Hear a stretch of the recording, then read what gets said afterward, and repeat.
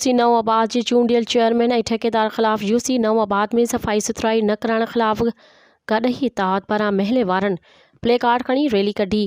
हिन रैली खे ख़िताब कंदे इमदाद गाॾी, सरमत गाॾी, मोहसिन गाॾी ऐं ॿियनि मीडिया आडो ॻाल्हाईंदे चयो त गुज़िरियल 6 सालनि खां चूंडियल यूसी चेयरमैन ₹1 जो बि यूसी ते कमु नाहे करायो, जीअं त 10 सालनि खां पब्लिक हेल्थ पारां करोड़े रुपयनि जी पाइप लाइन विछाई हुई, जंहिंमें फुट वारी जाइ ते 6 इंचनि जो पाइप विछाए हुकुम जा लखे रुपया हड़प करे करप्शन कई वई। ॿिए पासे चेयरमैन जे लखे रुपया माहवार किस्त आहे, पर इलाइक़े में 6 सालनि खां ₹1 जो बि कमु नाहे करायो।